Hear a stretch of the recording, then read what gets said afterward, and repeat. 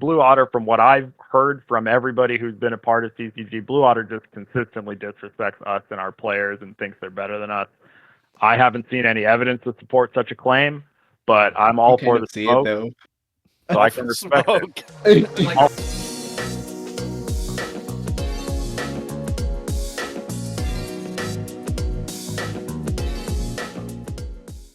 What's going on, everybody? Welcome to another episode of The Salt Mine. This is Season 5, Episode 6, and we are joined with the full regular cast, TDS, Quax, Slayer, and myself all here, and we are joined by special guest CCG Dardoch, leading up to the final week of games where you guys have got just one.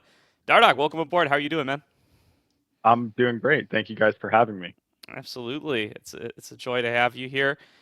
Everybody else, it's been a fun penultimate week of NACL. We got the Super Week coming on up here before we're finally ready to call it on the regular season. Before we start diving in with Dardoch a little bit here, I want to start with an open question on just thoughts on the season overall so far. Any hot takes on what the new days, the slightly new format have been like, and what are kind of big takeaways from the split as a whole are before we get into, because next week we're going to do like all pro and we're going to do playoff predictions and stuff. So we're not going to have time for this kind of split and review stuff then. I will go. It's always fun to see like who is going to talk first. Who's gonna? I'll first test for Dardoch is: are you going to answer the questions? Are you going to answer the questions first, or are you going to let Quax talk first? I will. Actually. I can just give like a quick little overview of my thoughts. I'm enjoying Fearless. I think a lot this split. I think that as well as Fearless, it just also gets to give you a new perspective on like how far stretched the meta can be in a best of 3 setting. Obviously, we're going to be taking a look at that in a new lens when it comes to best of 5s. And like what exactly are the dark tech that all the teams are preparing. I'm sure every team has that. No leaks, of course, Dardoch. But I think it leads to a lot of excitement to continue watching the series when you don't know what's going to be played next, because you've already seen those champions are locked away. So I think the interest in this split, Fearless has really pushed interest forward, as well as just like teams like NA have really pushed interest forward. I think that there has probably been more eyes on NACL than ever, maybe. I know I'm the newest one here, but probably ever, due to those two contributing factors. So it's exciting. Yeah, I agree. I mean, I definitely probably the most viewership I'd say since all of those LCS teams dropped off their academy teams at the very least. So I'm a huge fan of many of the players on Near Airport, and I'm a huge fan of what they're doing, joining the scene and in this capacity. So props to them. I'd say as far as the NACL split has gone, I would say for the most part it's pretty much what I expected. I guess if I were to see all the rosters on paper outside of ourselves, I think we blatantly overperformed so far. Whereas I wouldn't say that I was aligned with our expectations of being like an 8th, 9th, 10th place team like some people had us. I would say we are comfortably going to be a playoff team no matter what. I think us contesting for top of the table and trying to give some of these, the top 3 teams a run for their money, that is exactly where I wanted us to be.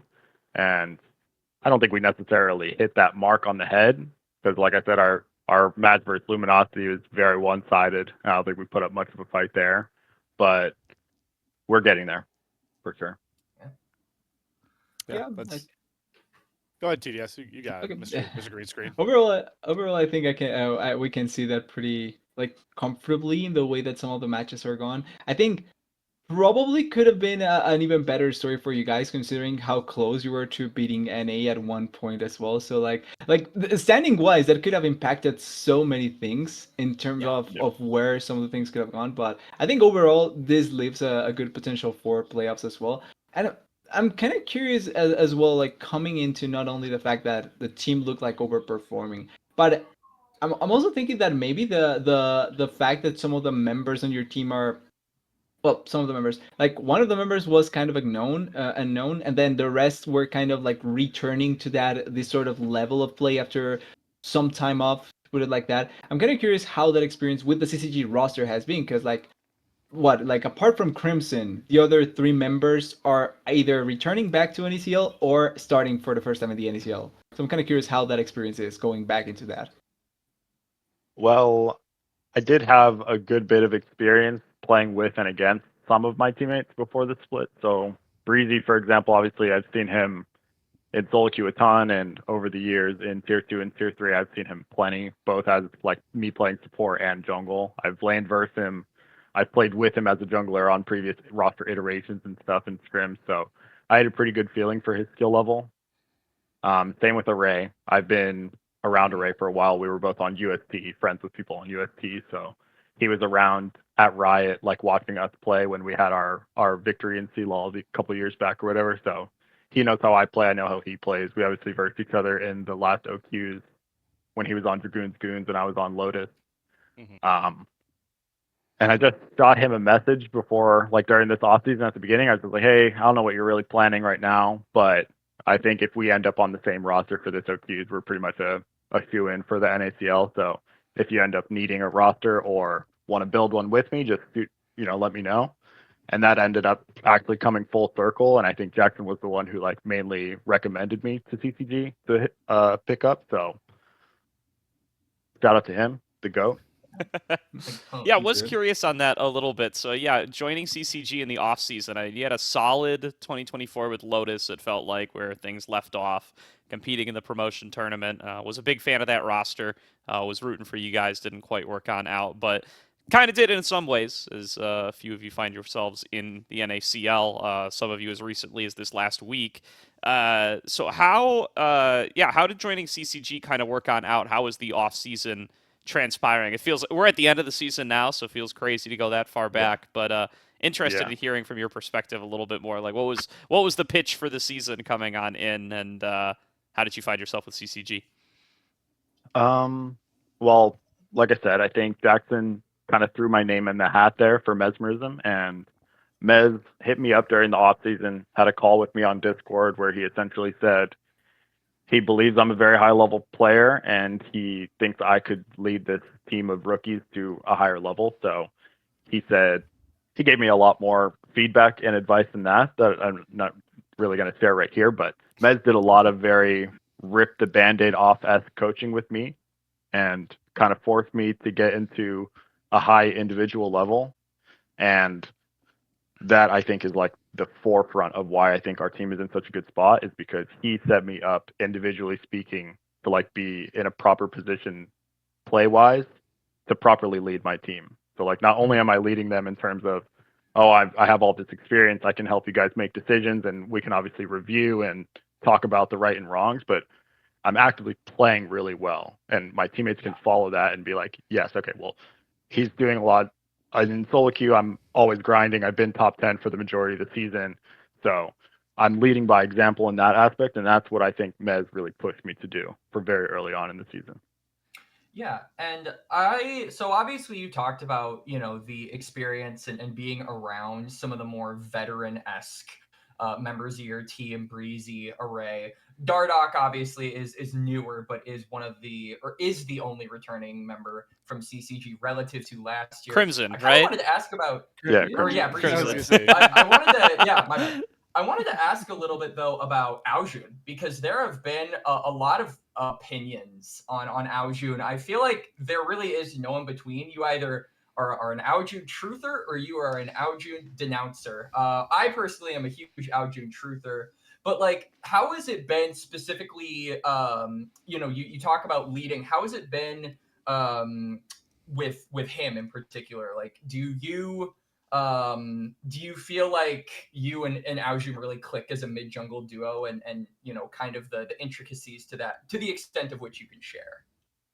Oh yeah, I mean absolutely. I think me and Johnny are cut from the same cloth as terms as players go. I think we're both extremely aggressive minded players who not only are smart. Like I knew immediately that me and Johnny were going to be good as a duo from like our first few scrims with him, where he's just a sponge from information.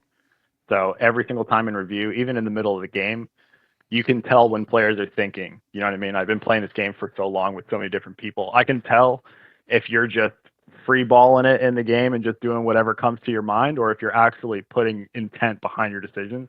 And Johnny was always somebody who wouldn't just take what I say at face value. He would take what I say, analyze it, and then respond with like genuine, his actual thoughts, you know, rather than just be, oh, Josh said to do this, let's go do this. You know what I mean?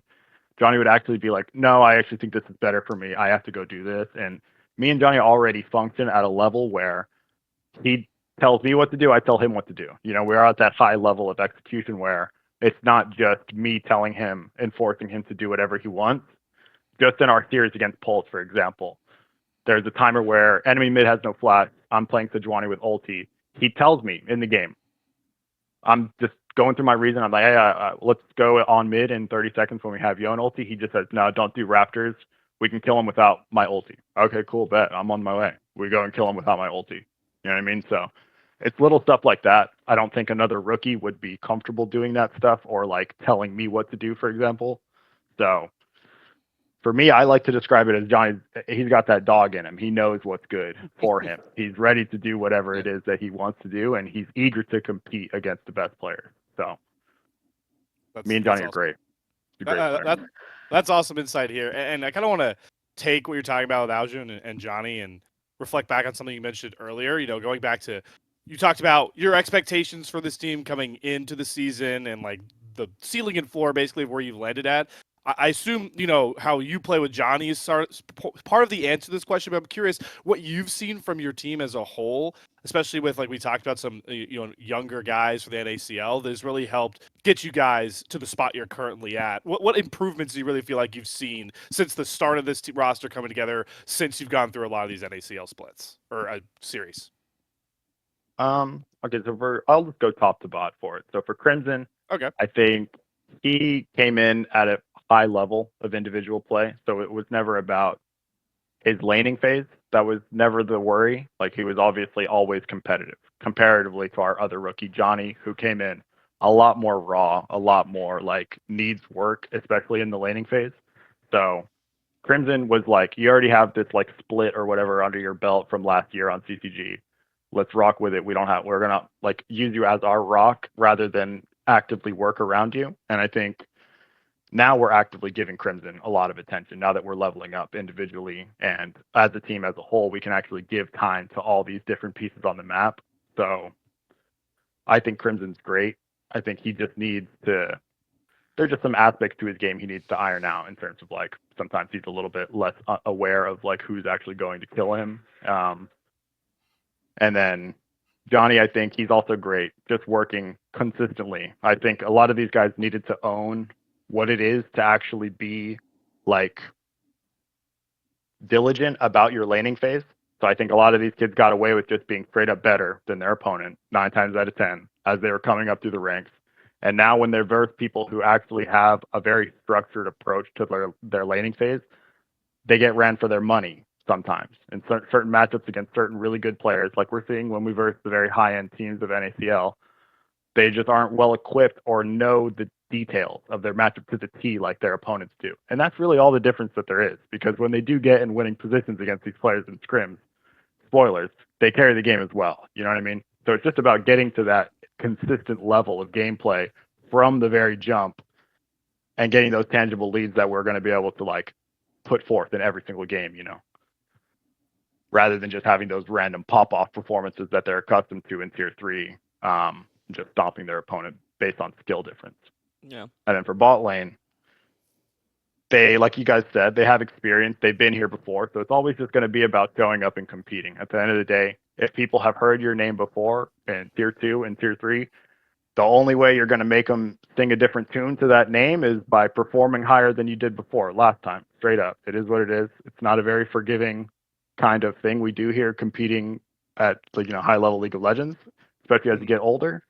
So it's kind of like I said with Johnny, you got to have that dog in you, and you got to just come to compete every single scrim, every single match, and just be ready to play. You know what I mean? Good stuff. Good Without a stuff. doubt. You mentioned the rookies and what your expectations are for them a little bit earlier there. I think I'm kind of curious. You can see a little pattern on the teams you've played with over the course of the last a few splits of competition where you're with Aljun and Crimson, who's coming in sophomore technically, but only played summer, so it's second split rather than second year, as I've been trying to call attention to throughout this split so far. And then just last split with Lotus as well. You were playing with Sushi and Mixture as your bottom lane, as a couple of new upcoming folks who at the time had not been in NACL yet. Sushi getting some reps just this past week. Compared to like Mirage before that and UST and Team Fish Taco and stuff like that, where you were playing on a little bit more for the tier, super teams, quote unquote, you might call it. Is that a conscious decision in any way? Is that just how the chips have fallen? Do you feel like it's a change in traits from you to work with these kinds of players, or what are your thoughts on that kind of phenomenon? Well, for me, it was never like intentional that I aim with or that I end up with like rookies or specific players on roster. I normally, like for Team Fish Taco, for example, I just was going to school at UST, thought it would be a great idea if I were to compete in OQs for me to continue practicing with my teammates. So I played on that team with Robbie Bob. And then eventually Dapton, I think, joined in the second split on Team Fish Taco. So I viewed that as just a way to, go towards my personal goals of playing at the highest level and also go towards my goals of obviously winning CLAW. Then following Team Fish Taco, I went to Mirage. Yeah, that was that was probably the only roster I would consider a true super team. Like that was a fair super team, pretty unfair. Mm-hmm. The only thing that made it somewhat fair is I was playing support, and certain parts of our roster, arguably, people wouldn't say were that good because nobody came knocking on a lot of those doors for NACL outside of Mirage. You feel me? So I don't think it's fair to call that a true super team when nobody's really trying to build that roster. Sure, you know sure. what I mean? But for So, OQs, for OQs, of course, absolutely. Yeah. But as soon as we reached NACL, I think it was kind of obvious. We're not really a super roster. You know what I mean? Especially without Neo. So for Mirage, that was just the roster I built. Those are all my friends. So that's pretty much all the thought that went into that. I knew they were going to stomp OQs. I knew we were going to have a good time. So I was like, yeah, let's do it, boys. Why not? Yeah. Justice for Sudsy, dude. He's got to get an NACL one of these days. Yeah. Shout out to Suds. Great player. Definitely Yeah. deserves his own opportunity. I think he's an unfortunate victim of the age department that esports just is an XD about, unfortunately. But Sudsy has been blatantly at least tier 2 level for many, many years now. So shout out to Suds. After Mirage was what team? Forgot. I guess it's kind of Lotus. I think you took Lotus, right? Yeah, Lotus. Lotus.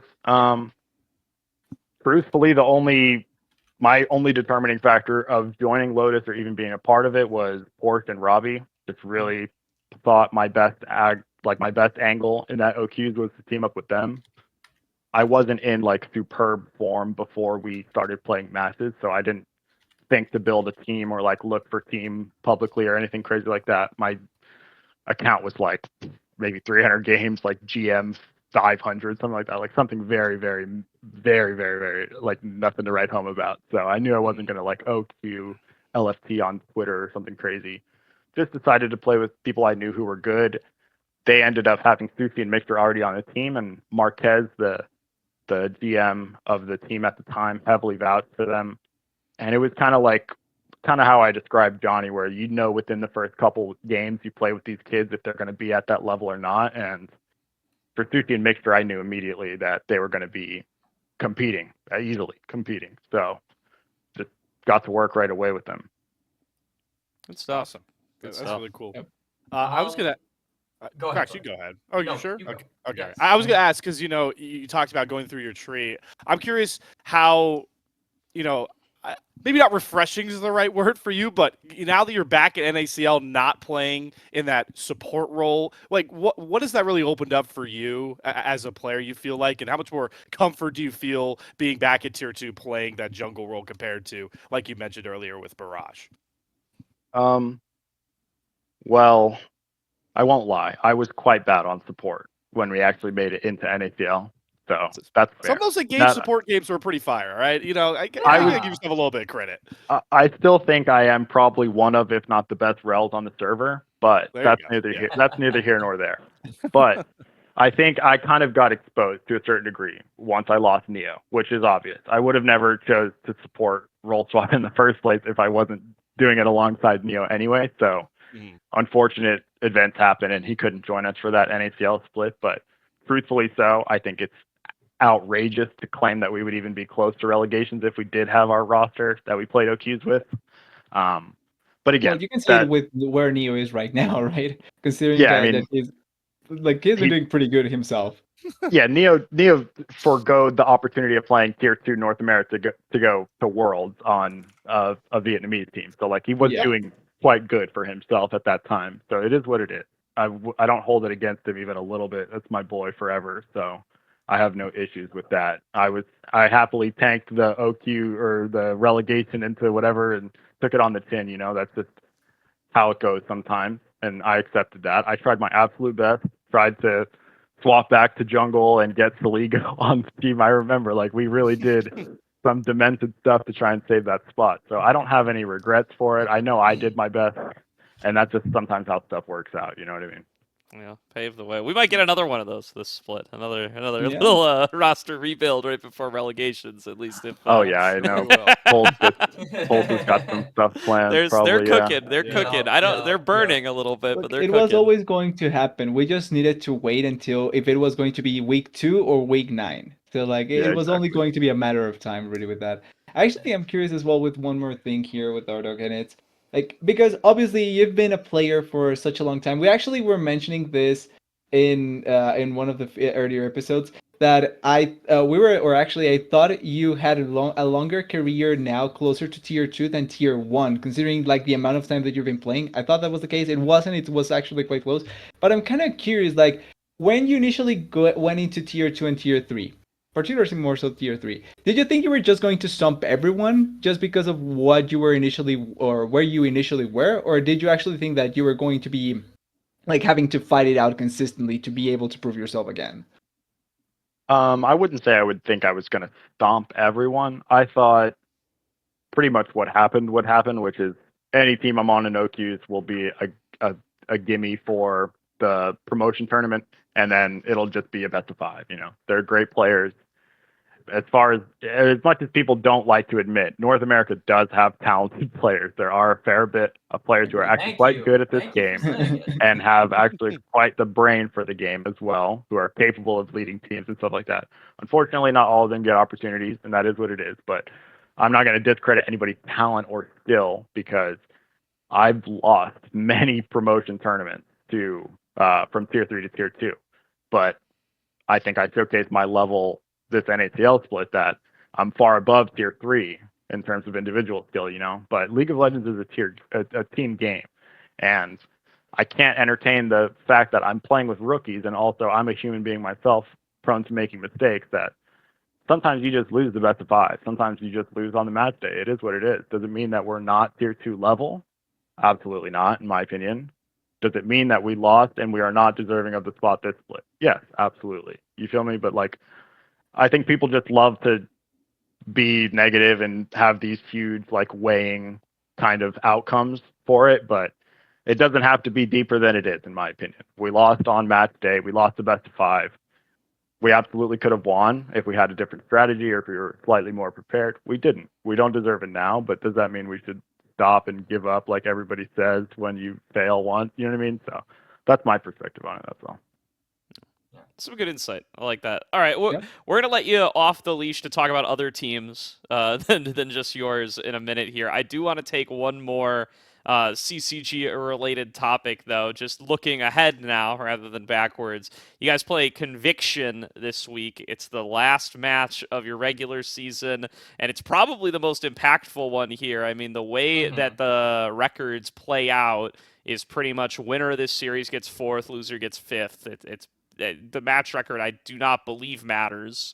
Whether it's 2-1, 2-0, whatever it ends up being, that's kind of just how things end up. Yeah, I know it won't matter. Yeah, I ran some numbers earlier. I'm pretty sure that's how it works out. Well, it could now because Conviction plays twice, or am I mistaken? Oh, I guess Conviction plays they twice. They do, but they're playing But against if you're Luminosity. considering They're playing Luminosity as a Luminosity, straight okay, 2-0, yeah, yeah, if you're considering I'm- Luminosity as a straight Sorry. 2-0, then yeah, it does matter. But if not, Yeah. Yeah, I did not Honestly, like- consider that they play twice, but let's pretend. Let's at least pretend. It's Yeah. it's at least you need to win it to get fourth, definitely. Yeah. And Conviction may have a little control based on their match against Luminosity. But yeah, how do you see that matchup going? Especially up against Kisno in the jungle, who I think a lot of people see as a bit of a rising star around this scene, and just this Conviction roster in general, feeling like they're having, as a core, their best NACL split probably ever for like the likes of Chrome and Darkwings and stuff. Yeah. No, I mean, they're having a great split. Shout out to those guys. I think they're also another group that very much outperformed expectations for their roster as well. Yeah. I'm a big fan of a lot of their players on their roster. I've been a fan of Darkwing, Kisno, and Porter for a very long time. Also Aaron. Shout out to Aaron.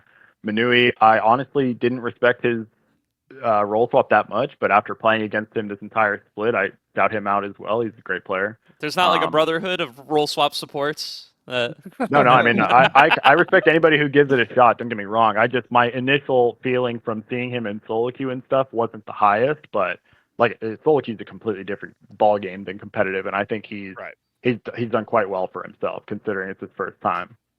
So shout out to him. He's definitely way better than I was at first when I first roll swapped. So my hat's off to him. As far as the matchup goes, I think it's going to be a good series. It'll be a really fun one to watch. I think both sides are definitely filled with people who are extremely willing to fight and extremely willing to try and gap their counterparts. So as close as I think we are in terms of skill between the teams, I think there's a good chance that somebody runs away with some of these teams or games just because of how volatile and like I said, willing to fight both sides are. But it'll be a good series, I think. I mean, obviously I'm confident my team will take it, but I think they'll put up a good fight. I think the winner of that series as well is probably going to make a huge case for Rookie of the Split, right? Because a bunch of people have been saying either Hoarder or Azure. Obviously, they're the TF Blade truthers out there as well. I mean, realistically, I think TF Blade is probably going to win it simply because everyone's a fan of Double If's team, especially the Double If fans. So they could just mass vote him or something. So they are also technically top 2, so that will make people even more biased. Yeah, like that already I don't will know. make them biased. I am more inclined though to give it to like either Aojun or Hoarder, and I think the winner of this series is definitely going to push that opinion to a decision for a decent amount of people who are like on the fence like me. So that's exciting. That's fair. I mean, I'm biased, but Johnny's the GOAT, man. I think coming in and having this kind of performance as a mid laner of all roles as well, I think hats off to Johnny. Yeah. I mean, Hoarder, don't get me wrong, he's a beast, but having another person in the same role debuting as well and having pretty great showings as well, I think Johnny's in a kind of a league of his own. I think it's really hard to make those kind of performances happen as a rookie mid laner. Yeah, especially knowing where the mid pool was at coming into this split, which I know was a very intriguing conversation that we had at the start. And now I kind of want to lead this into opening up for you, Dardoch, more conversations about other players and other teams you see. I know you talked about with both Johnny, you shout out with Sushi and Mixture as some of these younger guys that once you played with them, you saw it click. I'm curious, coming into this split, are there players that you saw taking a big leap, like you expected them to, knowing some history of them, that took a big leap? Are there guys that came out and surprised you about this split? Like outside of the CCG that we've explored a lot, what are some players that you think deserve their flowers, or you're surprised about where they're at now in NACL? Honestly, I would say Zamudo. I think that kid is like completely insane, like bonkers, insane, crazy good. I think my MVP front runner for sure right now. Oh yeah, for sure. Same. Yeah. I just remember, for me, I was coaching Immortals like, I don't know, 2-3 years back maybe, and we had scouted him, and I remember having a conversation with him on Discord, and at the time he was just like Karthus, Kale, Master Yi, most played in solo queue, and I was just like, this kid's not quite ready, he's not quite serious enough yet, but mechanically he's insane. He is so insane. And I just remember, I never forgot his name from that conversation and from that scouting, because I just knew in the back of my head, like, I'm going to see him play one day. You know what I mean? He had that kind of mechanical skill to him. and lack of seriousness. Like that combination is lethal. Like if you're that good at the game and you're just so blatantly not serious, just trying to have fun, playing whatever comes to your mind, that's always a great sign. I think Insanity is another person historically that has like rung that same bell of just has fun, plays whatever comes to his mind, whatever he feels like on the day. Even still now, how he plays solo queue, he just plays whatever comes to his mind. He's a complete freestyler. He's playing Zach in official games and stuff like this. So those players have a lot of merit to them, at least with scouting. From scouting perspective, I think those people who play anything and everything are just a level above the people who are just, meta deep and trying to just copy pro play. So for me, Zamuto's just insane. Compared to where he was 2-3 years back, like this kid is insane. Yeah. I feel like Zamuto every single series also just does something that's absolutely batshit crazy. Like it can be the smallest thing, but you always like look back at it, like, and they're more so mechanical plays, and you're always like, well, what the hell was that? Like even this most recent series against AMI, he gets ganked top as Jace. He's in no position to really take anything here, but he turns it and manages to make it a 1-for-1 by bursting down one of the targets that just walks up to him. Like, I looked at that and I had to rewind it immediately because I was like, wait, what? Like, how did he kill that? He is an absolute beast. I hope to see him in LTA one day. Like, I genuinely do. Like, if the trend of DZ players, making it into tier 1 continues, I will bet money that he is next. Yeah, I agree. I mean, I think people should be knocking on his door tonight if they're not already.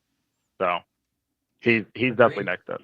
No slouch or no slack to Yuji and Spyrax. Yeah. I think those guys are absolutely phenomenal LTA level as well. I just think they've, like I said, it's a question about most improved. I think Yuji and Spyrax been there. You know what I mean? They've been at that level. So shout out to those guys too. Absolutely. I think that's a good shout right there. So we get to get into the broader NACL right there. Let's talk about some debuts that we had this week. So we had 3 players making their debut here. Let's start off with Sushi and Kelpo, just because Dardoch, I know you've played with Sushi already. You shared already. You had some experience with him. These guys show up for Near Airport in their matchup against Blue Otter. It does go to 3 games. I do think our call last week that Blue Otter feels a little back, at least playing more closely to what they showed last summer compared to the beginning of this split. I don't know that it's enough to take down Near Airport. I don't know that they necessarily were. Them taking a game, I think, they were closer, more surprising than what people were expecting. Like, so I would totally say that, maybe it's not a win on your computer screen, but mentally, I would be sounding the horns a little bit, saying, we took a game off of them. That's a good sign that we can get somewhere in ceiling wise, at least. Yeah, absolutely. And then let's talk about the players that, debuted here in particular. I think pretty good showings for the both of them. I think, Sushi gets to put up a really strong Tristana game to round on out that series. I think Kelpo is probably my game 1 MVP on the Nautilus. Does a really good job of syncing up with TF Blade to find some really good hook angles to get some fights started. Pretty impressive stuff, especially given that he's kind of considered more of an enchanter player, although Nautilus, maybe not the most demanding champion in the world. Really good stuff from both of them, I think. I think they show out quite a bit in what is their first NACL series. Yeah, agreed. I think people who know Kelpo well know him for pretty much Pike, Nautilus, Soraka. As far as supports go, that's pretty much his wheelhouse in support and solo queue. And then he has a mean action. Those who know, he has a mean action on mid lane. Don't think we'll see that one, but no, won't see that one. But those who know, no.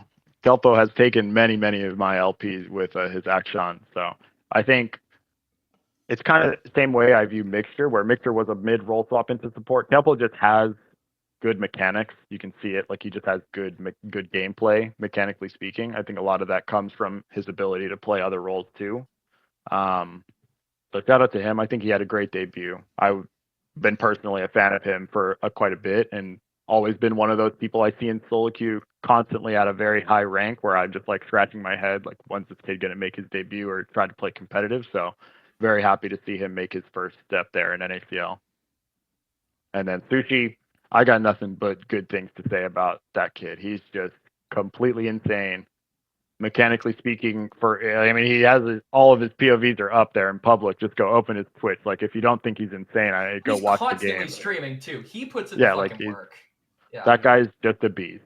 And right now, I'm looking at his solo queue. He's got almost 600 games on his main account. I know I have his second account added.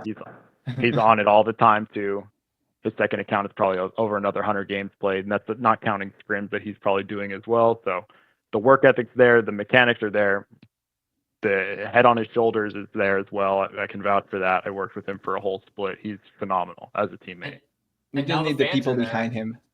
Yeah. Yeah, we need the people behind him. This is I mean, exactly who we need to be pushing as NA talent. Like, he's right there.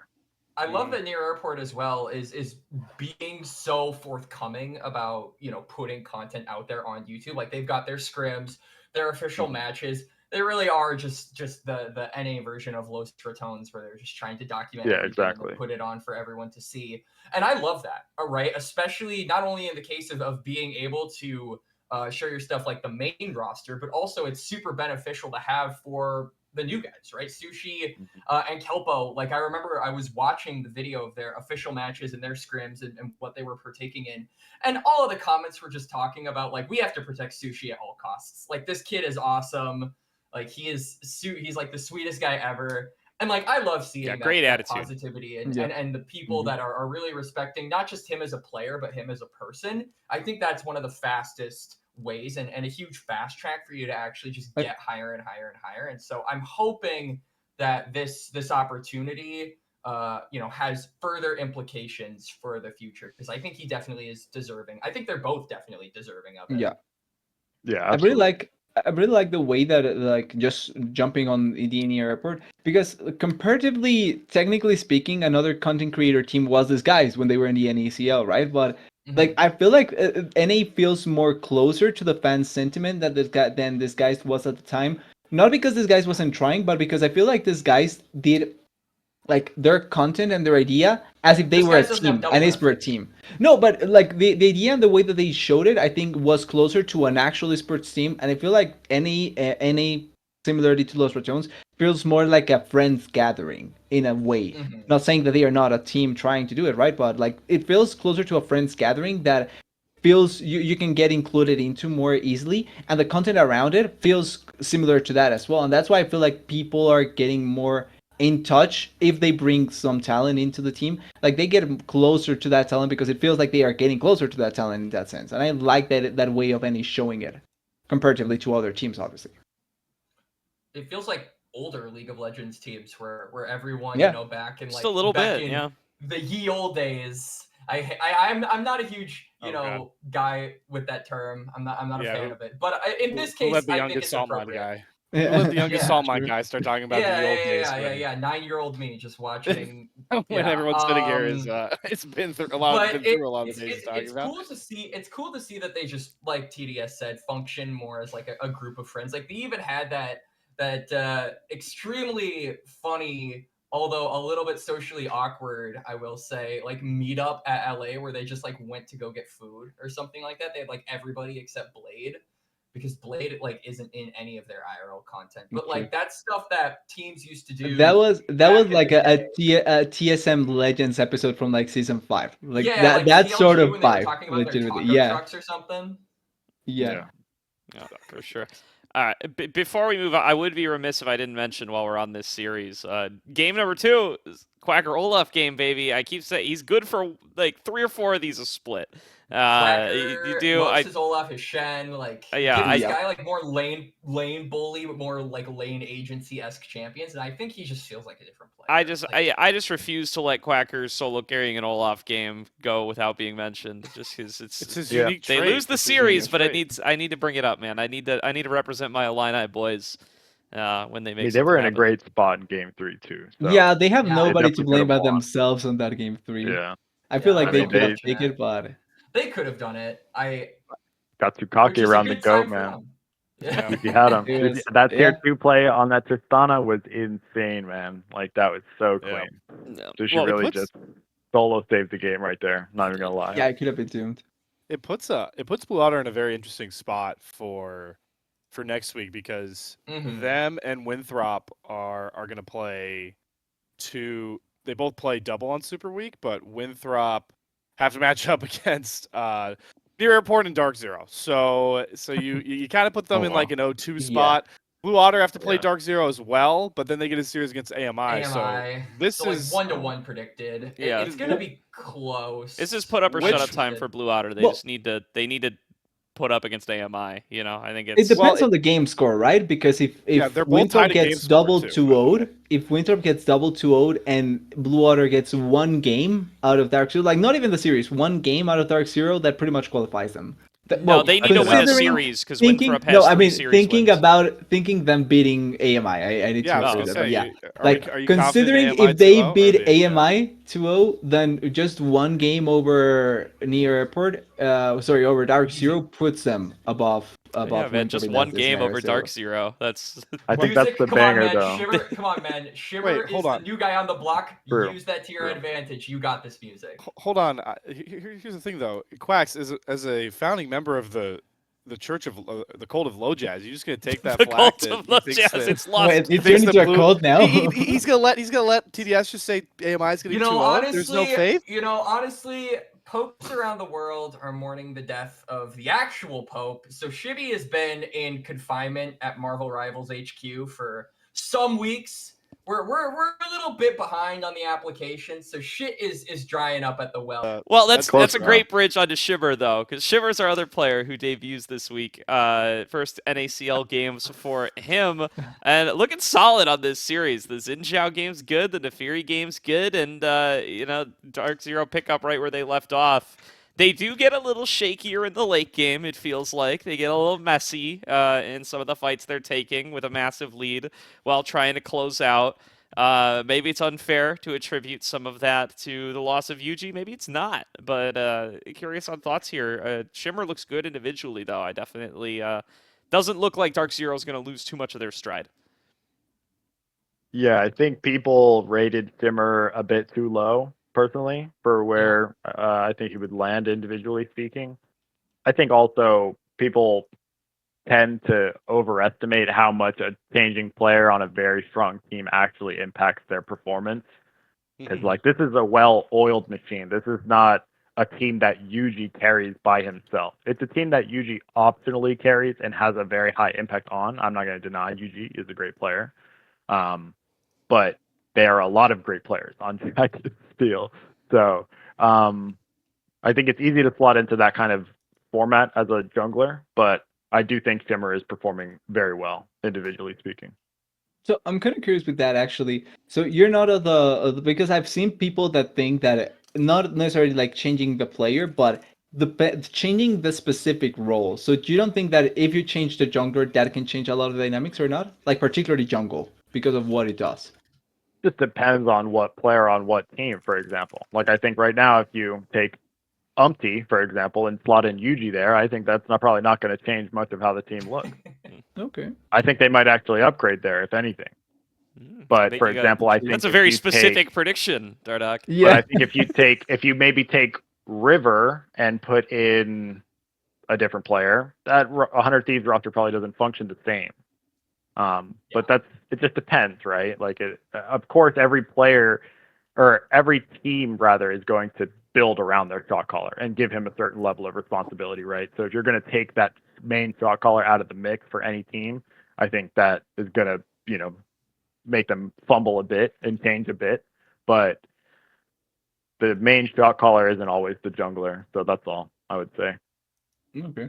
And then I also want to hover into that. So thinking about Yuji and Shimmer here, do you think Yuji was originally like top 1, top 2 jungler coming into an ACL this split? And then Shimmer, where do you think he slots in terms of like ranking of junglers?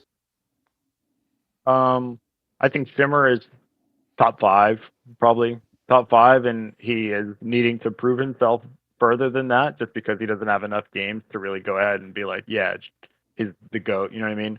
Yuji has many splits of proving that he is top 1, top 2, at least.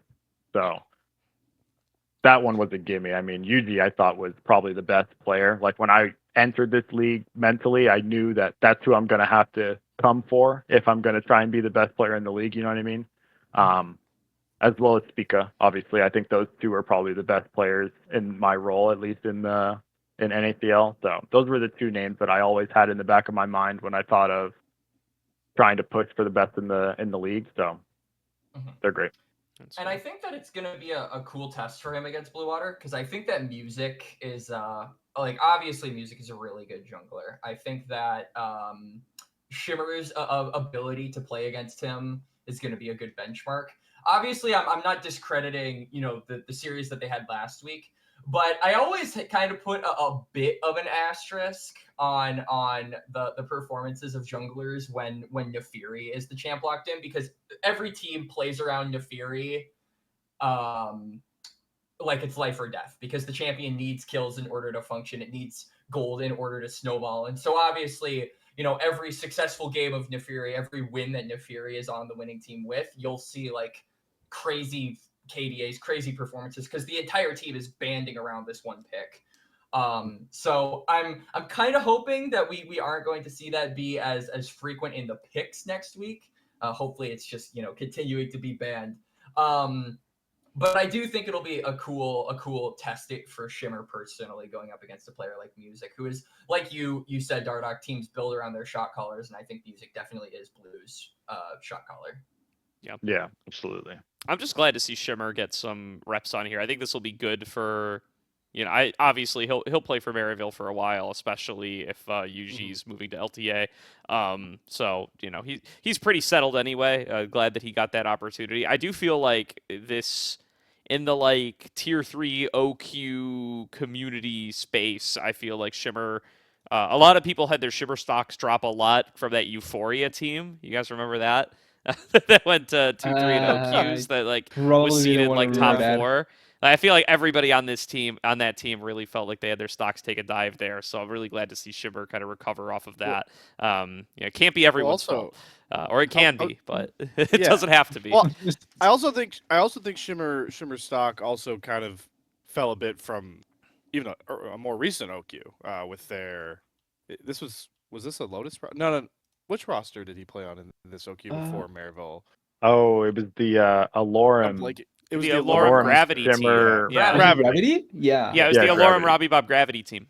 Yeah, I mean, you're definitely going to lose some stocks if you're losing to Saving Private Dozer to drop out of the OQ. No disrespect to that squad, those old guys that got hands, but yeah, so there were some things that definitely drove the stock down.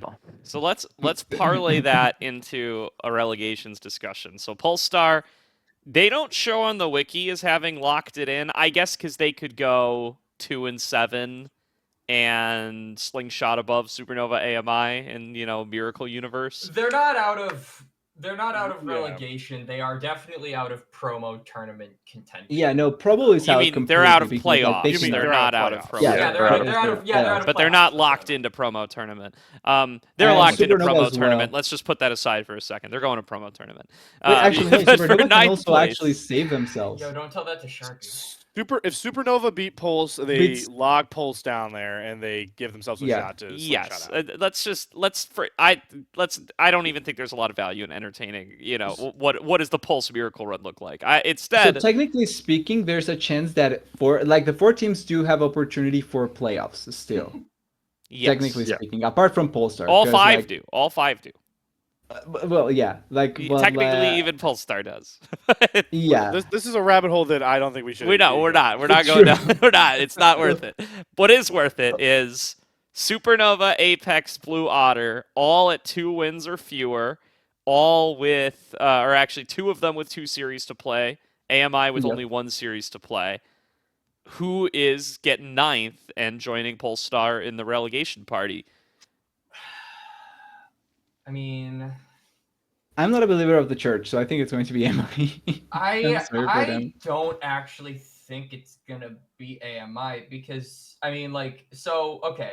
It's gonna be dependent on game record. To me, it's either going to be Winthrop or it's going to be Supernova.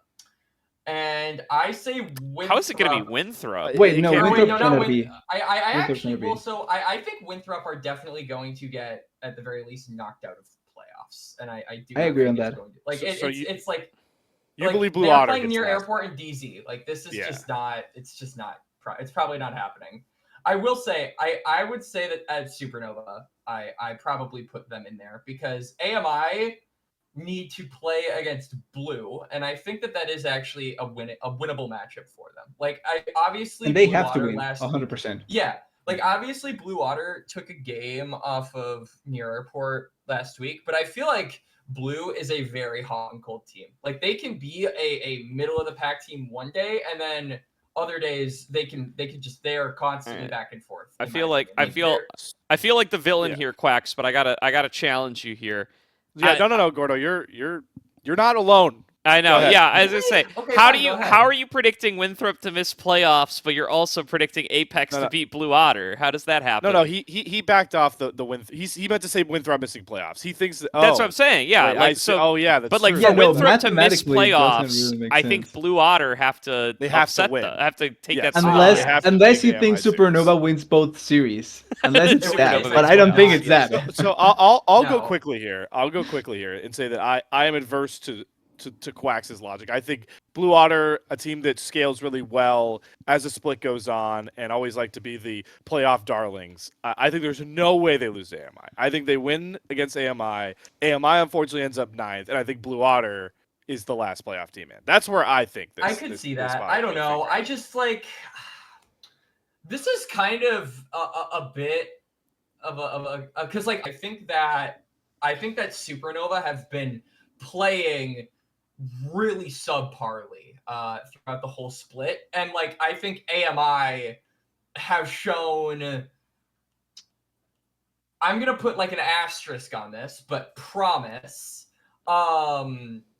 And like it's kind of like what Supernova should be doing better, given that they have all of these advantages that AMI do not. They're more experienced with playing together. They play together in the same like room most of the time. Like they're near each other. They've been doing like most of them have been doing this for years. The only exception to this is Asila.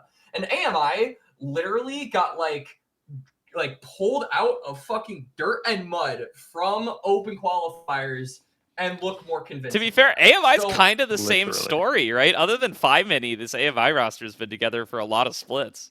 Yes, lot of splits. but their caliber of play has not been even close to But it's No, high. but not it's been good. comparable, It's on a no. good It's- trajectory, yeah. though.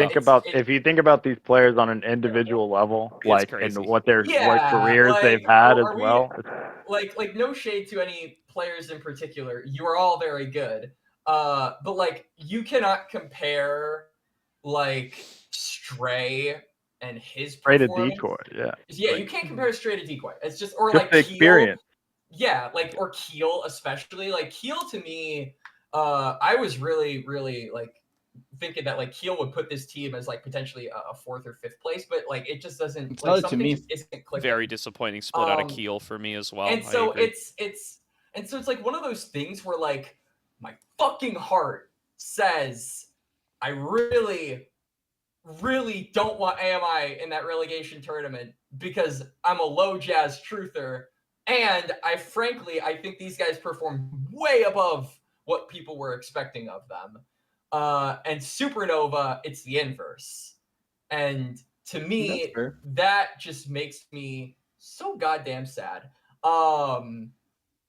Culmer would beat my ass if he was on the episode if I was talking like this. But that's just like how I currently feel at the moment. So it's disappointing, but yeah, like there is a point. Like AMI, they're going up against Blue. Blue are probably going to win that, and that the rest is going to be history, unfortunately. Yeah. Quax, Yeah. I do want to quickly say that I don't disagree with you with the Supernova logic. I just think it's like not. Yeah, in their, no, like, you're it's right. not in their Like control.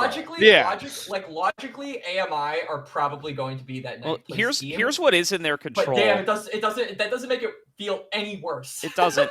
Well, Yeah. here's like this is not going to make anyone feel better, but here's the thing. Recent form, Supernova could lose to Pulse, guys. They Yeah, I could. was going to say It could this. I don't happen. think they lose. So I don't think they lose to Pulse. I was going I to don't put think this. they I don't do, think they but lose if to Pulse. they did, But no. they can lose one game, and the problem is that losing one game against Polestar in this current scenario When you're already mean- behind in game record, yep. could Bro, be I mean- essentially relegation, like really, because like they should get 2-0'd by LG, and then AMI just needs to win one more game. So not in the match. Like So one. they, So if they AMI lose wins this series, Blue Otter is above Supernova in game record, no Yeah. matter what. Oh yeah, Essentially. Blue Otter's game record is actually very good. It's the same as Winthrow's. Yeah.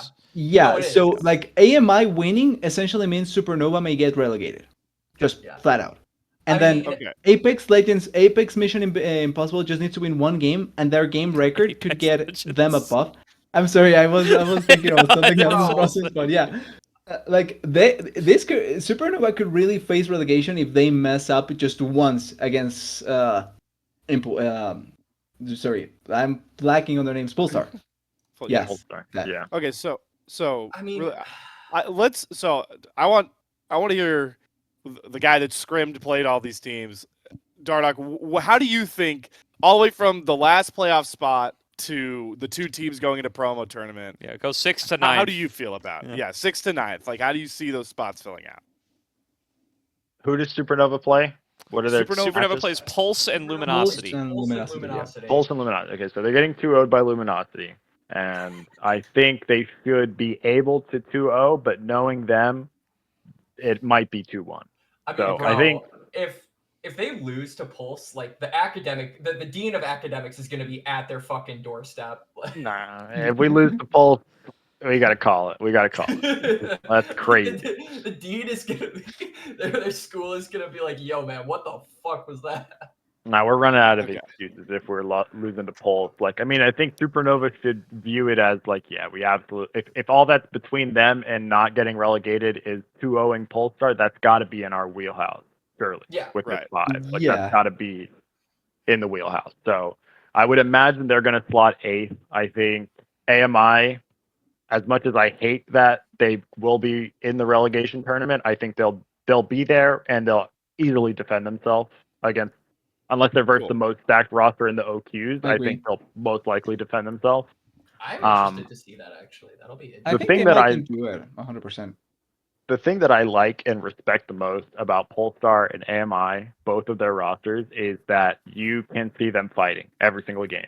Whether you play them in scrims, whether you see them in official game, you don't Yeah. see those moments of, oh my God, we lost. That guy's tilted. You know what I mean? That I just Yeah. see. I just Agreed. see it plain as day when I love that watch from the Pulse some of these players in teams. particular. Yeah. Exactly. I have nothing but respect for those Polestar guys. I've seen them all in solo queue. They all work decently to well in solo queue. They're on a work ethic basis.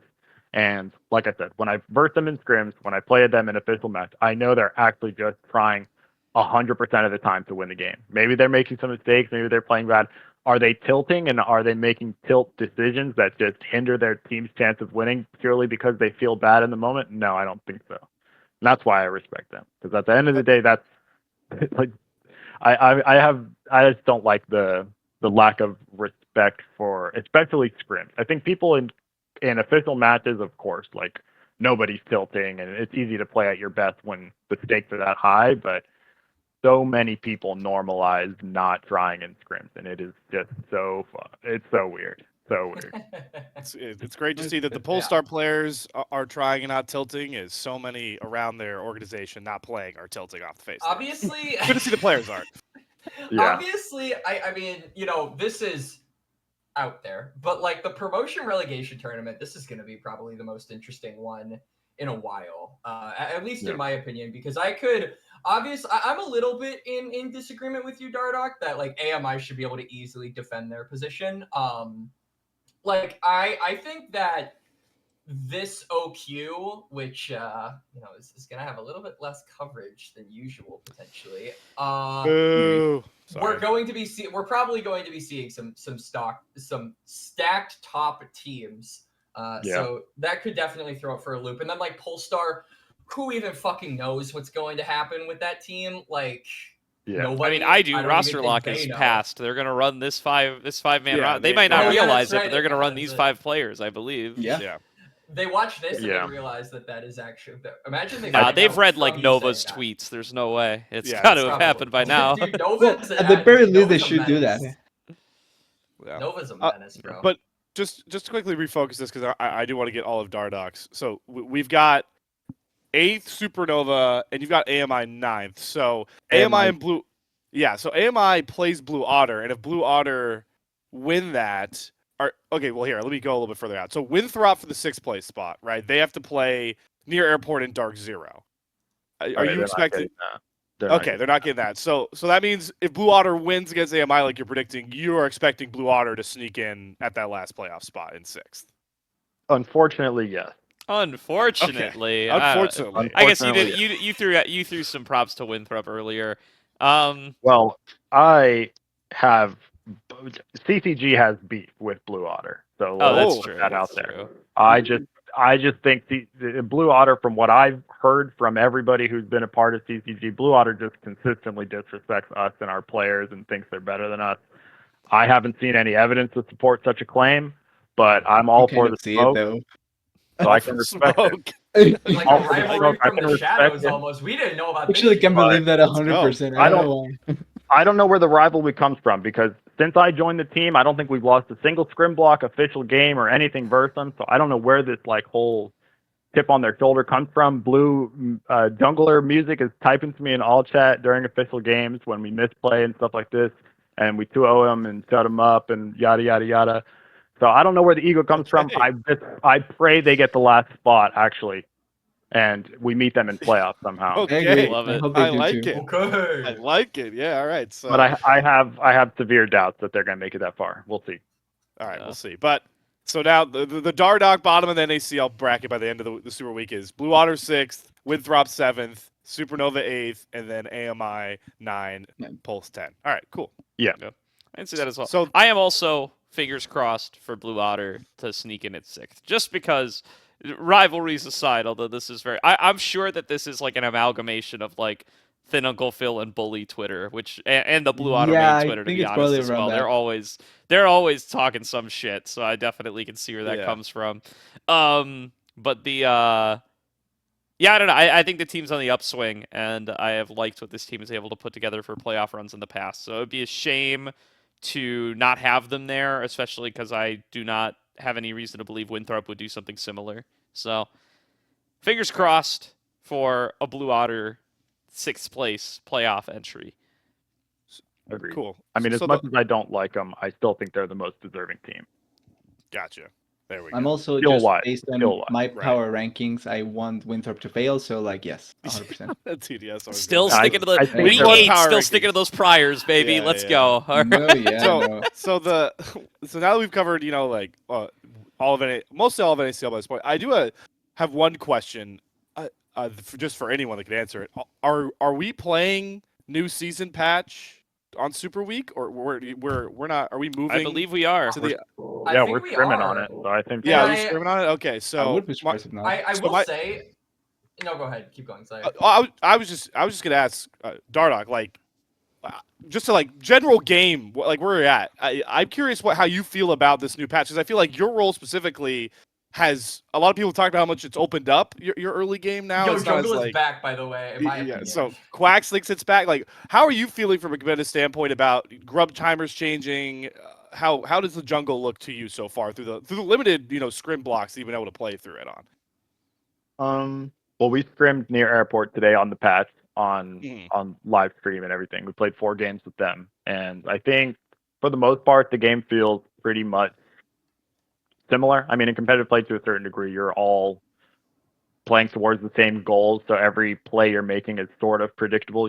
Everybody's doing the same exact patterns over and over again.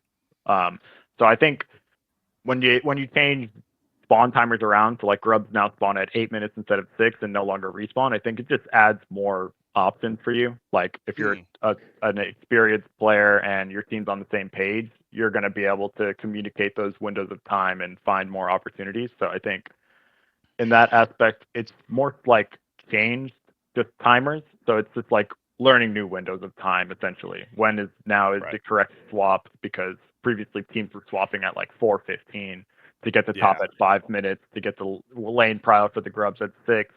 Now it's more like, do we all perma play bot side because essentially there's nothing to trade for Dragon if enemy team plays for Drake and stuff like this. These Yeah. kind of discussions you need to have as a team and kind of just figure out what strategy you think is best going into it. So I don't think it changes that much for jungle specifically, other than, you definitely have more freedom in the first 6 minutes where you're not tied to that like strict, you want to be a part of the lane swaps and be on the grubs on spawn stuff. Yeah.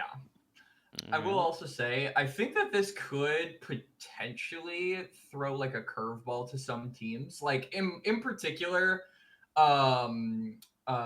Luminosity are like a very objective focused team. Like this is the kind of team, like basically how I described we're just gonna call it like the Noxus season, split one of whatever. Was like it You can feels call like it the red season and then the blue season if you want it much quicker. It feels like you are like running like this is something that Spawn said in one of the content pieces for Team Liquid, but it was like the current meta is that you feel like you're running down a highway or you're like driving down a highway at 100 miles per hour, or either you finish or you crash.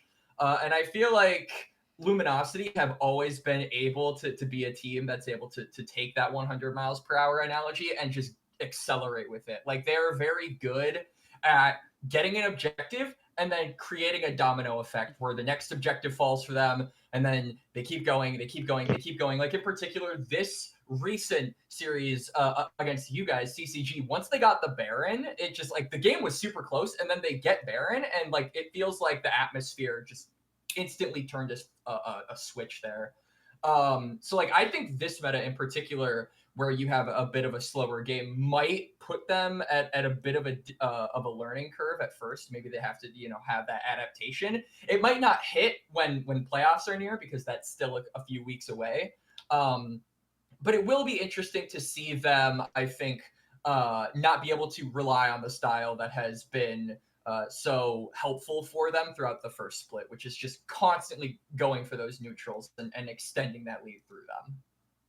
Yeah, no, absolutely. I mean, I think a big proponent for Luminosity's success is just how in sync all their players are in terms of whatever it is their shot caller is calling at the time. You can tell that every single player is on the same page about what their role is in that play. And I could feel that every minute of the game where we played versus them in both matches, you can just tell. Like, I know what's going to happen. Enemy team knows what's going to happen. You just got to let it play out anyway, because it's just, they're so in sync that you can't do that. Like 1 second of hesitation, they're all connected instantly. And now it's a 5v3 instead of like a 3v3 that we're looking for quickly, for example. So yeah, no, when you verse the top 3 teams in NACL, you definitely feel the togetherness that those guys have in terms of decision making, and it's consistent as well. Like the big thing that I always tell my teammates when we verse these top teams is you don't feel the difference between them and the bottom teams when you're losing. You feel it when you're winning, because when you make a good play, they're extremely quick to get back and set up their own play. They don't care that you got maybe 300 gold in a kill or somebody's flash. They're already thinking about how they're going to mess you up on the very next round, you know? They don't like, bad teams will just lose, and then you can tell they like lag for 15-20 seconds while they're like processing the bad play and like trying to move on from it. But good teams just keep it moving. Exactly.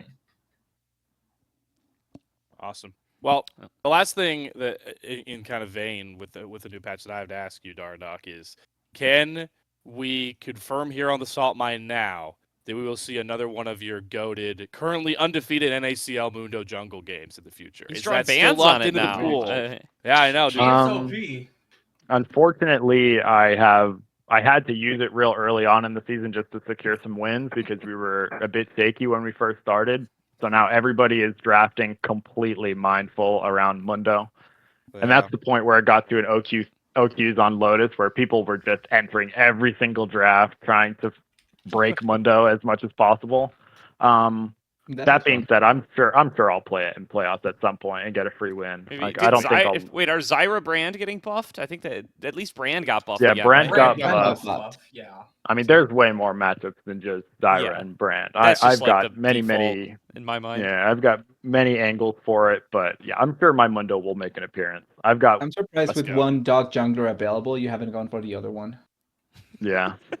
Well, that dog jungle might, I don't know. Guess it We'll hasn't see. really fallen out of pride like I thought it would with those nerfs, but we'll All see. right. Well, we're at a little over an hour there. We'll probably wrap up NACL there. Dardoch, thank you so much for joining us, man. It's been a pleasure to have you on. Thank you. Yeah, I want to give last word over to you. Anybody you want to shout out? Anything you want to say before we close out this section of the podcast? Shout out my coach Mesmerism. I think individually he's genuinely pushed me to another level as a player and a leader. So props to him, and I thank him a lot for my progress this split and like the showcasing that we're actually putting on as a team and me individually, I think is a lot because of him. So shout out to him. Shout out to my awesome team. All of them are working great, and shout out to everybody who supports us, watches our games, cheers on in Twitch chat, wants us to win, whatever the case may be, hates us, anything, doesn't matter. Shout out to everybody who's watching the games and watching Tier 2 League of Legends. It is what it is. All right, well, let's go, man. Good Awesome. luck in playoffs. Yeah. Pleasure to have you Good luck on in here. your BO7 against Conviction, because you're going to face them after this again. Just That's like- true, Yeah, actually. yeah. It is going to be Exactly. 2 back-to-back conviction series. So, yeah, that's going to be awesome. Word. Thank you guys for having me. Take care. Have a Absolutely. good rest of your. Thanks so much, Dardoch. Thank you. Yeah, peace out. All right. Well, we're back with just the 4 of us. Special thanks again to Dardoch. It was awesome having him on for this episode. Let's chat about the ACL a little bit now, as unfortunately, Dardoch not staying tuned into ACL. Can't blame him. Does overlap a little bit with NACL right now. Maybe next split, we'll get him back. He'll play in both splits, both leagues. But such is not the case for now. So I'm just going to go through each round of each bracket of Swiss here, and let's just call out some games that we found interesting that we may have watched or that may stand out to us results-wise, because we still do not have the full seeds for next week. We got 2 games in during this recording while we were talking with Dardoch, so that's great. But we're still missing Ember Foxes versus Dorado in the 1-2 bracket, and that is going to prevent us from being able to have the fully seeded games for Friday. So let's start things off with our 2-3-0 matches. Conviction Star takes a 2-0 over Galaxy Gaming, and what's an upset in my book, and Citadel take a 2-0 over Prosperity Esports on the main stream in a series that was way, way, way closer than 2-0, we'll tell you, just from looking at the scoreboards. Yeah, I think so. Having watched the Citadel one, certainly I do not think that it should have been a 2-0 in the way that it happened, but I also think it's probably just based on name value the way that it should have gone. So at the very least, I can get behind the fact that it went how some would have thought it would have gone, but the 2-0 score does not make it justice. And the Conviction Star has to be the biggest surprise so far. It's not a bad team, but it's a team that I would have put at a 4-2 to pull it off, like a 4-2 to get out of here. And the fact that they get out this way, it's really, really good. Although technically they can still be 4-2 actually, but yeah. Yeah, I do. Yeah, I think this is this was just such a fun matchup for like a lot of like tier 3 guys across the board. I'm very convinced that very further down the playoffs we will see another matchup like this for Conviction Star and Galaxy Gaming. I'm really surprised that it ended in a 2-0, but there's just such fun matchups across these 2 teams. Like knowing that we got to watch again, we got to see like Crack It On go against Maddie we've seen before. Like even to talk about C-Lol, I'm very hyped for this Conviction Star bottom lane. I think this is the one that they can really go on a run on with Nightstar and Pika Pika next to each other. So impressive to see. They also got my boy Devin on this roster. So I always forget Devin's on this roster. Devin is on this roster. They're gonna be a hard team. They're gonna be a hard team to knock off. So especially if they're able to take commanding wins over Galaxy Gaming like this. Yeah, it's really cool to see this Conviction Star roster performing so well. I think just because they are, as you guys said, these are like some tier 3 heavy hitters, but they're not. It feels like none of them have ever been on the team that makes like the deep run. Like I don't think. Yeah. I can't think of any of these guys ever having been top 4 in an ACL before. I don't think so. Actually, No. Maybe Maddie did with St. Clair in one of those like lower competition Maddie ACLs. like in the initial ones, Maddie. Yeah, in the really one early that had, ACLs. But like since when it was like Kashi's fall lower, yeah. fall 2023 is when ACL really became like the premier tier 3 event in North America.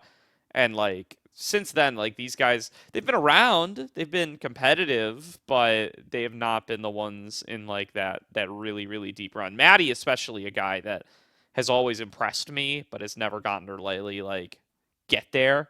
So Yeah. I'm very excited to see how far this Conviction Star team can go now that they are locked a top 2 seed in playoffs. Big opportunity for them to make a deep run on a roster that's already pretty competitive. The other series to, make some emphasis on what I brought up earlier about how close Citadel Prosperity really was. Both of these games end with the teams dead even in kills. Game 1 is 18-18 kill score. Game 2 is 23-23 kill score. It is tiny mistakes from Kongji in both games. I hate to call out my boy Kongji here. And the first game 1 isn't even necessarily Kongji's fault. He's off at a side lane farming when the critical game-ending fight kicks off.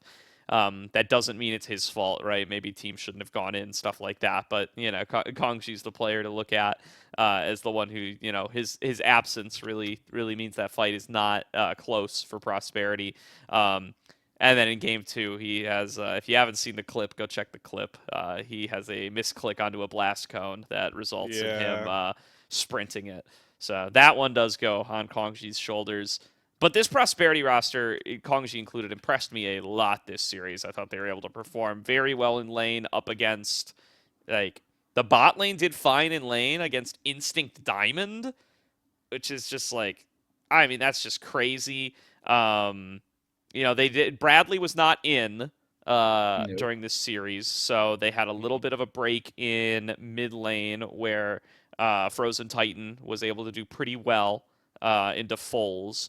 But they brought in Philip, who is a hell of a heavy hitter. I think one of the best players outside of the NACL in North America. Yep. So, having Philip there as an opponent and still being able to do pretty well.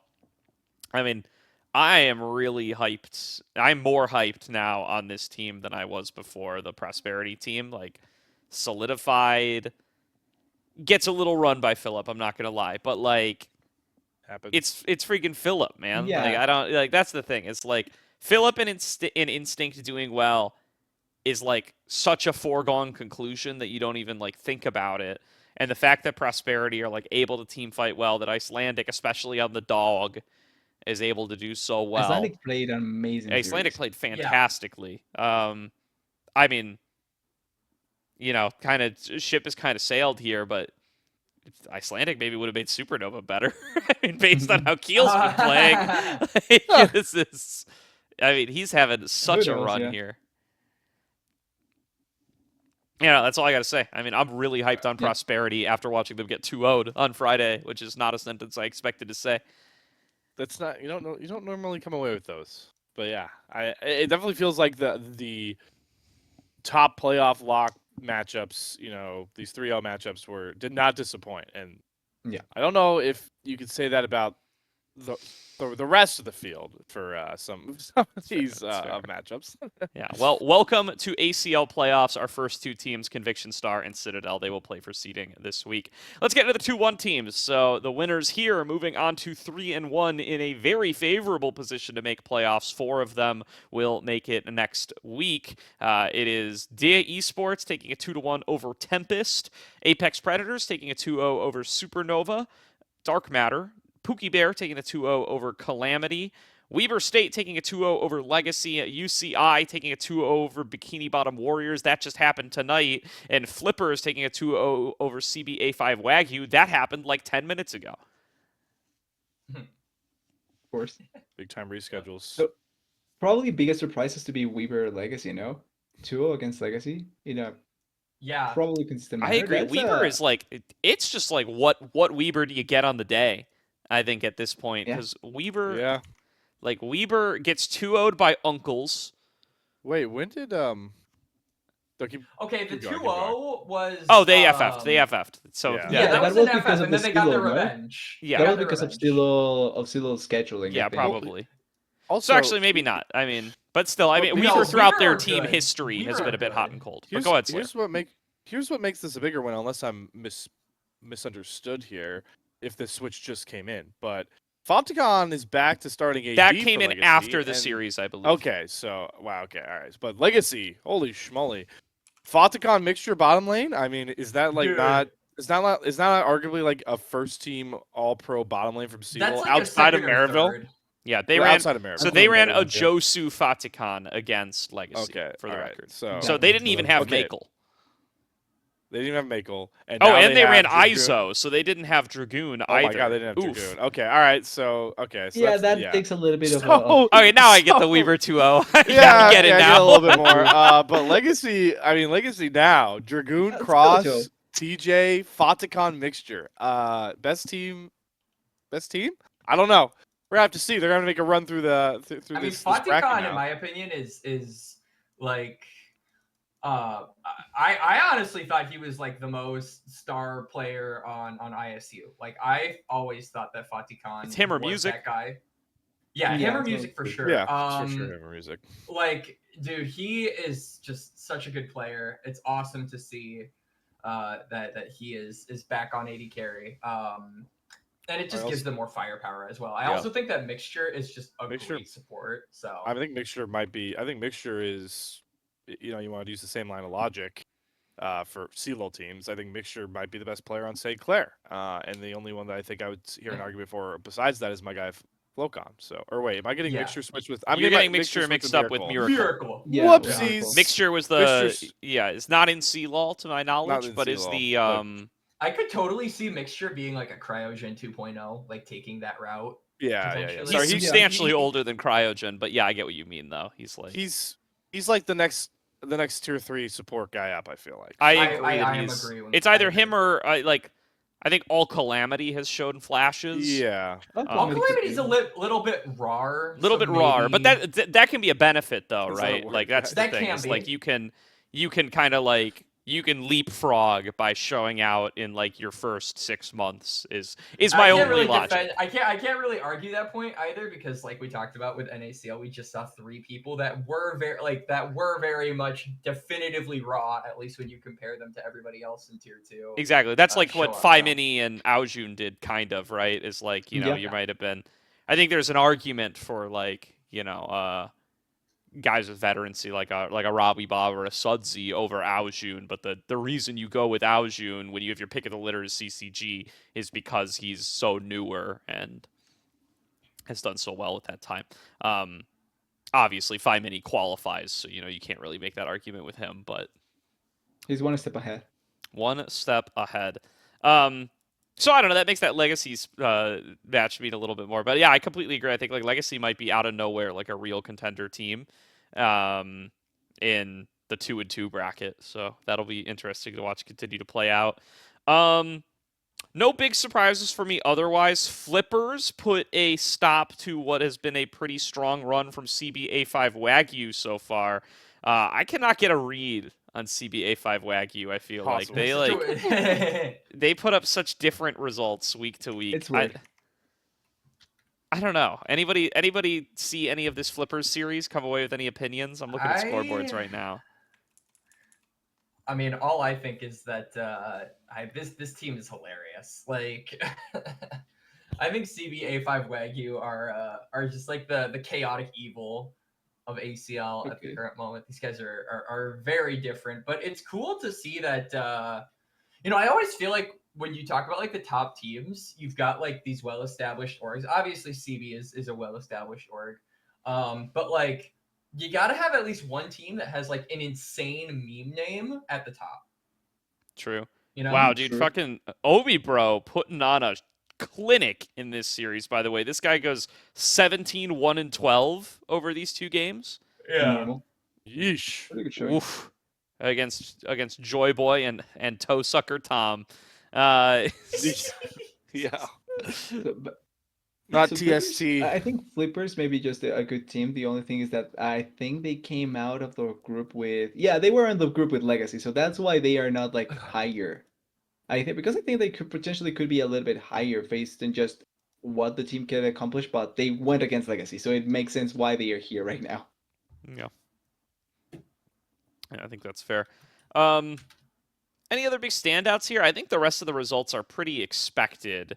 Yeah. Maybe Pookie Bear taking a 2-0 instead of a 2-1. Like I think this could have been a 2-1 maybe, but potentially Pookie Bear. The fact that they are doing I this don't good. think, even after watching them last week, I just don't think I'm a Calamity believer like that. I think Calamity fair enough. is like kind of just run according to expectations to me. Like they beat the Cal Golden Bears.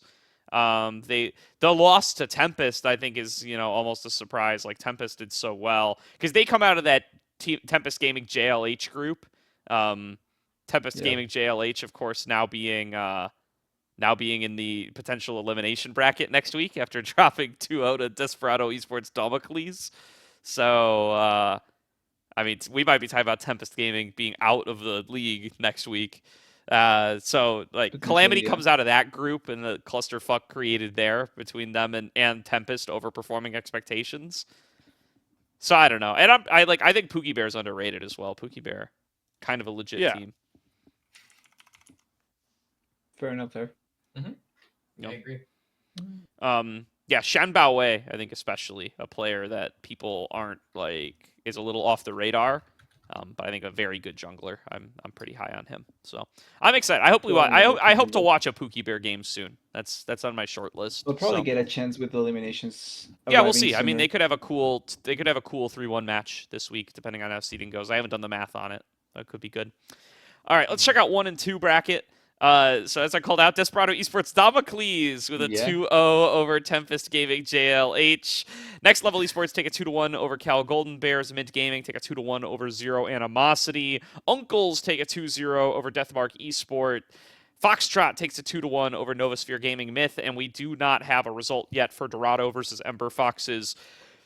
Dorado probably heavy favorites in that series. Yeah. Those Dragster teams, man. Yeah. Oh man. 1 and 3. That is. This is where they pull it back, right? This is where they turn everything around and they show up. Is it? Are you sure? No. Oh, Actually, yeah, no. I wanna think. I like the GLH team just based on names, but like nothing they've done tells me otherwise. And losing against Desperado Esports Damocles 2-0 particularly doesn't bode that well. The rest of the results I think probably like consistent to what I was expecting, but this one here. Dude, no. my pick'ems didn't have Tempest Gaming JLH making playoffs, and I still was too high on them by predicting them to win this game against Desperado, dude. I don't. Yeah. Like I had them getting eliminated at 2 and 4, and I don't even know if they'll make it that far now. I am True. bummed out by this team, man. I don't know what to tell you. I know we talked about a lot of some of these like 1 and 2 teams as like sleeping giants last time around, and we talked about Mint Gaming as one of them. I really expected them to sweep this series. So here's the thing. I think Zero Animosity's kind of all right. Like, I think they're a pretty good team. I liked what I saw. So, like, the thing about, and, people are going to go back to this for forever, but, and, you can only coast on this one series for so long. But, the thing that Zero Animosity did is, in the OQ, with basically the same team, minus a new AD, that they now have, they were able to take a 2-0 over Titan Esports, which was a pretty, was the 15th seed team in the OQ. That was solidified GFP, Frozen Titan, Paragon, and Garrett Meyerson was that roster. So they took a 2-0 win over them in the OQ, which kind of put them onto people's radars. And I thought they did well they were the first featured match back in week 1. They took a 2-0 over Novasphere, who's a team that's now eliminated, so maybe that doesn't mean too much either. Though I was kind of high on Novasphere at the start as well. But Zero Animosity had a tough group other than that Novasphere series, and it shows, right? They lose 2-1 to Citadel. They took a game off Citadel, though, which is notable. And then they get 2-0 by CBA5 Wagyu, who are, kind of a monster at 4th seed. And then I think they pull about as tough of a matchup as you can get in the 1 and 2 bracket as well with Mint Gaming. It's like them and Uncles, I think, are the toughest opponents to get here. Maybe Next Level Esports in that mix as well. And again, they take a game. So, like, I'm interested to see how they do trying to fight their way through the 1 and 3 bracket. I think they will be one of the best teams in this low bracket. Maybe I just Maybe the surprise. Maybe I just don't I guess, respect some of these these lower teams in the 1 and 2 bracket, but I just came into this round thinking a roster to Mint's caliber on paper and of recent results would have 2-0'd here. I also expected Next Level Esports to 2-0 over the Golden Bears, who I know we've been a little bit higher on, but Sage Wabe Al Calamity bottom lane feels like it should just be running. It really might not even should be at 1 and 2 at this point. So I guess it bodes well for the more health, the overall competitiveness of every level of team that coming into this thing, that we are seeing 3-game series between teams at different levels than we expected. Yeah. Yeah.